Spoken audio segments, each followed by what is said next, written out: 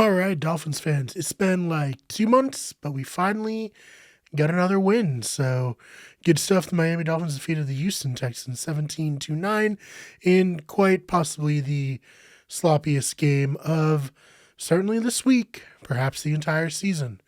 The big story coming out at the beginning of this game was, of course, Tua. Looks like he was going to start. All week we had thought that he was going to start, but about an hour before kickoff, it was reported that he had a fracture in his middle finger of his throwing hand. So his left hand, not the right. And he was not going to be able to go. He would be the emergency quarterback, however, which is, of course, a little weird. And then a lot of people pointed out on Twitter that he was warming up with the team as normal. So don't know exactly what's happening there. Of course, there was a lot of speculation. Is he actually hurt? Was he benched? Who knows? I think right now it's important to evaluate the kind of player Tua is going forward. So I would imagine it's very unlikely that he wasn't actually hurt, given that, they're very unlikely to win out. And really, being 1-7 coming into this game, winning out was going to be the only way that they'd make the playoffs. So they're in kind of a bad spot as a fan without their first round pick, where you can't even root for them to lose in the sense that you're going to get a good draft pick. So you have to take what you can get. And that for us today was them winning by one score over the Texans.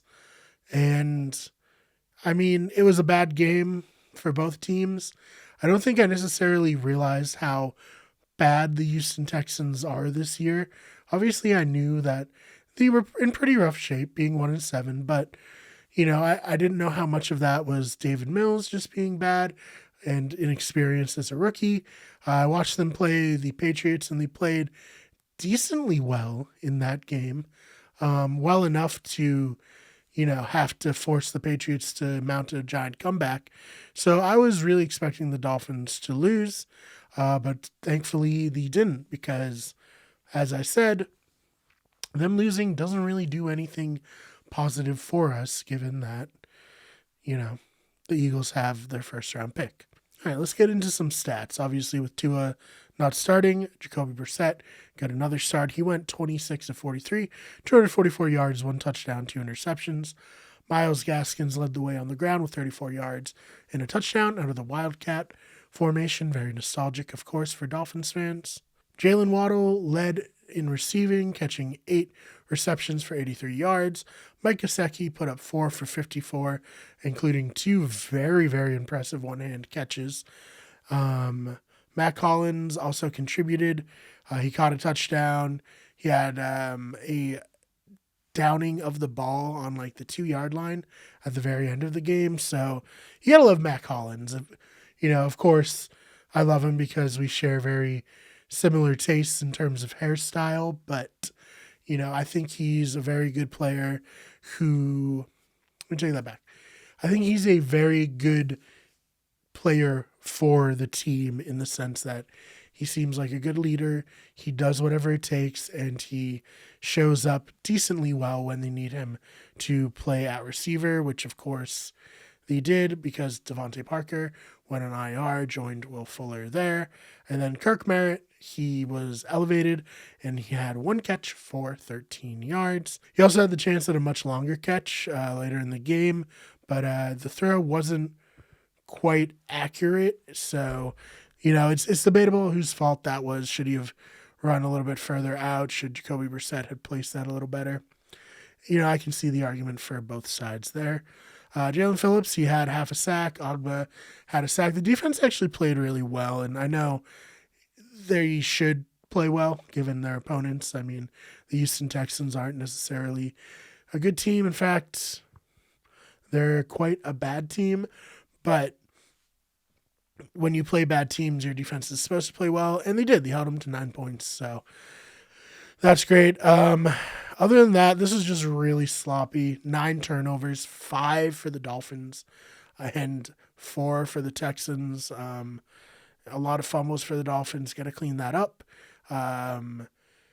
And I mean, the Texans, Tyrod Taylor, or Tyrod Taylor rather, he had 3 interceptions. I believe that was a career high. Very uncharacteristic of him. Obviously, he's coming back from an injury, so he's probably going to need a little bit to get back into it because he looked very decent in those first 2 games. So we'll see what happens with him. Overall, nothing to get terribly excited about. Dolphins should have beaten the Texans, and they did. So now they will have a much, much more difficult task when they play the Ravens, who also won 34-31 in overtime against the Vikings. This will be on Thursday night, so we're going to be getting a Friday Miami Minute. I'm hopeful that they can compete with the Ravens, at least make the game a little bit interesting, because most of the times, even when the Dolphins have been decent, they just get completely destroyed by the Ravens, and I don't really want to watch the Dolphins get destroyed on Thursday night. But I guess, it could be worse. They could have lost today, and then I'd have to, watch the Dolphins lose twice in 1 week instead of just what it will likely be one time. Let me know what stood out to you in this game. Jalen Waddle would probably be my biggest bright spot in terms of the future. They really need to re-sign Mike Gesicki. I just think Mike is so talented. Those one-handed catches show that. He wants to win so badly. You can see that when he's, frustrated if he doesn't make a catch or walking off the field, playing to the crowd after the game. And then if I had to give like a game ball, it would probably be Matt Collins for one catching that touchdown, filling in Devontae Parker's absence, and then downing the ball at the very end of the game. That helped seal the deal. So let me know what you thought of the game, who your star players are, and I will see you again on Friday. If you liked it, make sure that you subscribe to the channel. We got sports videos coming all the time. There are obviously a lot of big stories that we didn't cover this week. I've had a lot of things going on personally, so hopefully the sports videos you did get, you did enjoy. We'll be back with more of those. Of course, we do the Bayou Breakdown, where we have my friend Jack come on and cover the Saints, and then he also talks about basketball in our At the Buzzer segment, and then Chad covers the Patriots in our Patriots Extra Point segment, and then Chris covers all kinds of hockey news, focusing primarily on the Bruins, but talking about anything that's big that's going on in the NHL in our segment Power Play, so you're not going to want to miss those. Thank you so much for listening. We'll see you in the next one.